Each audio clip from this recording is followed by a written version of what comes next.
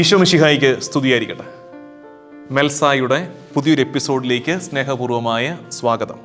നോമ്പ് കാലത്തിൻ്റെ മൂന്നാമത്തെ ഞായറാഴ്ചയാണ്, ഫെബ്രുവരി 25. നമ്മൾ ഇന്ന് വിശുദ്ധ കുർബാനയെ മധ്യേ വായിക്കുന്ന 4 വായനകൾ നോട്ട് ചെയ്യുക.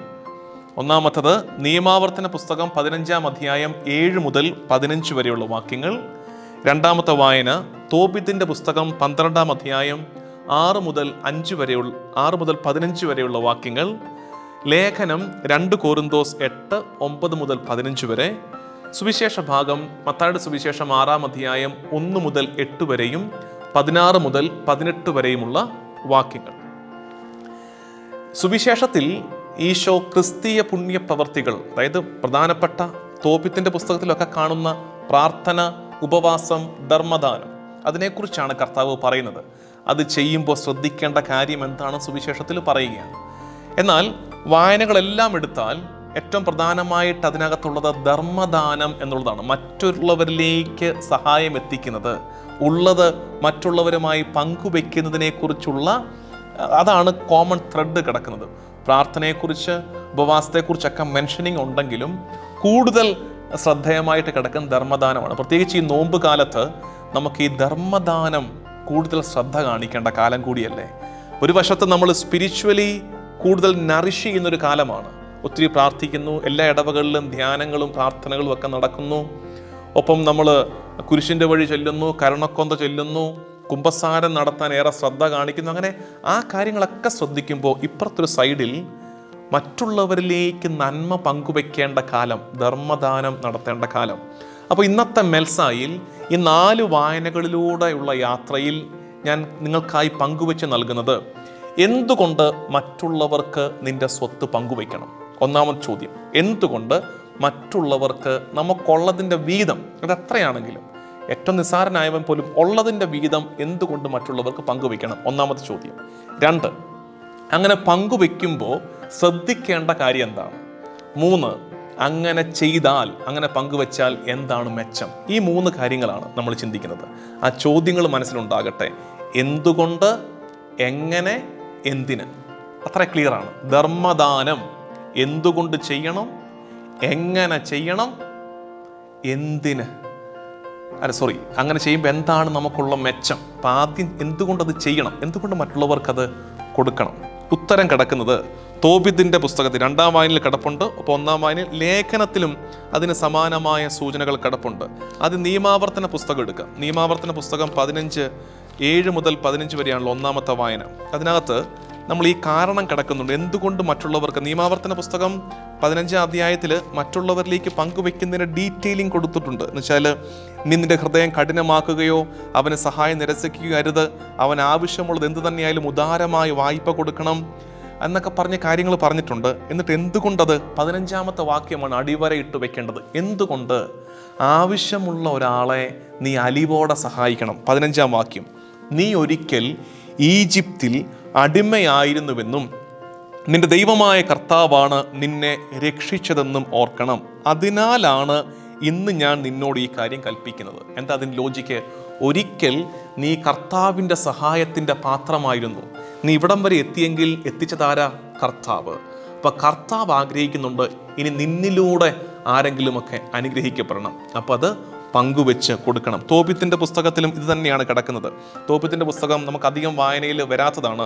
ഇന്നത് ശ്രദ്ധയോടെ വായിക്കണം. 12 അധ്യായം 6 വാക്യം തൊട്ടാണ്. അവിടുന്ന് താഴോട്ട് പറയുന്ന ഇങ്ങനത്തെ കാര്യമാണ്, അവിടുന്ന് നിങ്ങൾക്ക് ചെയ്ത നന്മയെ പ്രതി സകല ജീവികളുടെ മുമ്പിൽ അവിടുത്തെ മഹത്വപ്പെടുത്തുകയും അവിടുത്തേക്ക് കൃതജ്ഞത അർപ്പിക്കുകയും ചെയ്യുവിൻ. അപ്പം നമ്മൾ ചെയ്യുന്ന ധർമ്മദാനം, പരോപകാര പ്രവൃത്തി എന്താ? അതിനെ എങ്ങനെ ഇൻ്റർപ്രറ്റ് ചെയ്യണം?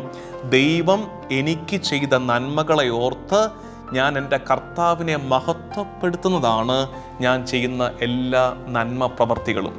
ദൈവം എന്നെ അനുഗ്രഹിച്ച ദൈവത്തെ ഞാൻ നിനക്കുപകാരം ചെയ്ത് മഹത്വപ്പെടുത്തുന്നു. ലേഖനത്തിലും ഇതിന് സമാനമായ എന്തുകൊണ്ട് നന്മ ചെയ്യണം, അത് കോരിന്തോസുകാർക്കുള്ള 2 ലേഖനത്തിൻ്റെ 8 അധ്യായം, 2 ലേഖനം 8 അധ്യായം 9 മുതൽ 15 വരെയുള്ള വാക്യങ്ങളിൽ കിടക്കുന്നത്, താല്പര്യത്തോടെ നൽകണം, മറ്റുള്ളവർ കഷ്ടപ്പെടരുതെന്ന്, അവരുടെ സമൃദ്ധിയിൽ നിന്ന് നിങ്ങളുടെ കുറവ് നികത്തപ്പെടുന്നതിന്. എന്ന് വെച്ചാൽ, നീ അവർക്ക് കൊടുക്കുമ്പോൾ അവർക്ക് സമൃദ്ധിയുള്ള മേഖലയുണ്ട്. അത് ചിലപ്പോൾ പ്രാർത്ഥനയാകാം, പുണ്യമാകാം.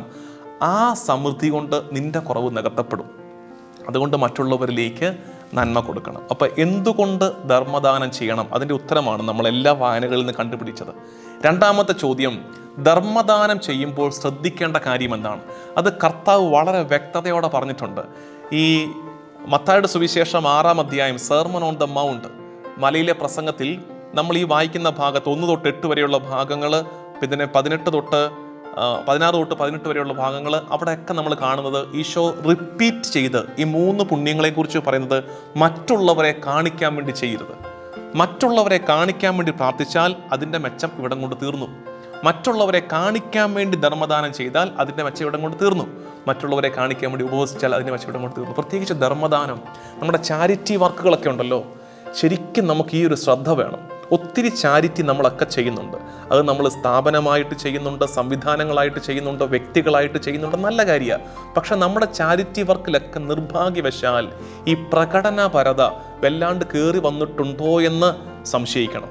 ഞാൻ ഒരിക്കലും ഇതിനെക്കുറിച്ച് മെൻഷൻ ചെയ്തിട്ടുള്ളതാണ്. അതായത് നമ്മൾ ആർക്കെങ്കിലും എന്തെങ്കിലും ഉപകാരം ചെയ്താൽ ആ വാങ്ങിച്ചവൻ്റെ ഫോട്ടോ വരെ വെച്ച് ഫ്ലെക്സ് അടിച്ച് അവൻ്റെ ആത്മാഭിമാനത്തെ തകർക്കുന്ന രീതിയിൽ ചാരിറ്റിയെ നമ്മൾ ആഘോഷമാക്കുന്നുണ്ടോ?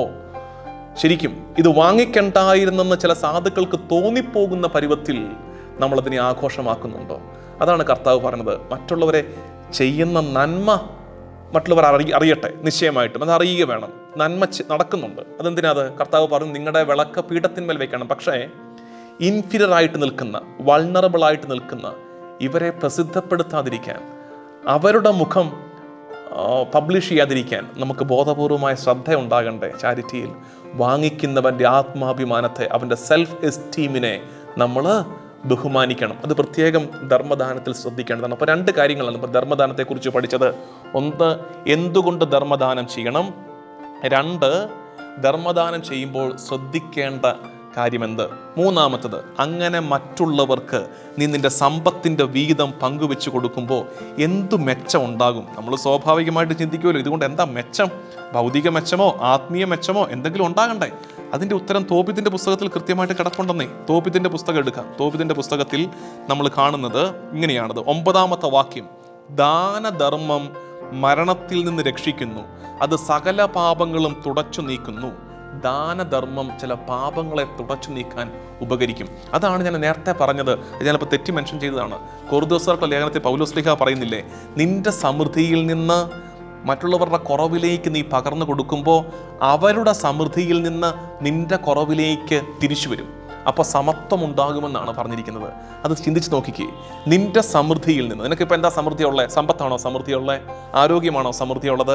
നിന്റെ സമൃദ്ധിയിൽ നിന്ന് ആ കാര്യത്തിൽ കുറവുള്ളവർക്ക് പകർന്നു കൊടുത്താൽ അവരുടെ സമൃദ്ധിയിൽ നിന്ന്, അവർക്ക് എന്തായിരിക്കും സമൃദ്ധി? ചിലപ്പോൾ പുണ്യമായിരിക്കും, പ്രാർത്ഥനയായിരിക്കും അവരുടെ സമൃദ്ധി. ആ സമൃദ്ധിയിൽ നിന്ന് നിന്റെ കുറവിലേക്ക് തിരികെ വരും. അപ്പോൾ സമത്വം ഉണ്ടാകും. പ്രിയമുള്ളവരെ, ഈ 3 കാര്യങ്ങൾ, ദാനധർമ്മമാണ് ഫോക്കസ്. ഇത് പ്രസംഗമാണ്, പ്രസംഗം പറയുന്നു, കേൾക്കുന്നു. അതിനപ്പുറത്ത് നിങ്ങൾക്കൊരു ഹോംവർക്ക് തരാം. നോമ്പ് കാലത്തേക്ക് ഒരു നല്ല ദാനധർമ്മ പ്രവൃത്തി, ദൈവം നൽകിയ സമ്പത്തിൻ്റെ ഒരു പങ്കുവയ്ക്കൽ ഈ ദിവസങ്ങളിൽ you should engage in one of that. അങ്ങനത്തെ ഒരു ദാനധർമ്മത്തിൽ എൻഗേജ്ഡ് ആകണം. പറയാനും കേൾക്കാനും പ്രസംഗിക്കാനും അല്ല. അതിനപ്പുറത്ത് ഇതിനെ ഒന്ന് ആക്ച്വലൈസ് ചെയ്യണം. നമുക്ക് ഒരുമിച്ച്, ഞാൻ എൻ്റെ വീതം, നിങ്ങൾ നിങ്ങളുടെ വീതം ഒക്കെ ഒന്ന് ചെയ്തേ. എന്തെങ്കിലും ഒരു പുണ്യപ്രവൃത്തി സ്വന്തം ഇഷ്ടപ്രകാരം ഒരു രഹസ്യ സ്വഭാവത്തിൽ ചെയ്യാൻ നിങ്ങൾ ശ്രദ്ധിക്കണമേ എന്ന് ഓർമ്മിപ്പിച്ചുകൊണ്ട് ഒരിക്കൽ കൂടെ റിവിഷൻ നടത്താം. എന്തായിരുന്നു പ്രധാനപ്പെട്ടത്? ത്രെഡ് ദാനധർമ്മമായിരുന്നു. എന്തുകൊണ്ട് ദാനധർമ്മം ചെയ്യണം? ഉത്തരം സിമ്പിൾ, കർത്താവ് തന്നു, അതുകൊണ്ട് ഞാൻ കൊടുക്കുന്നു.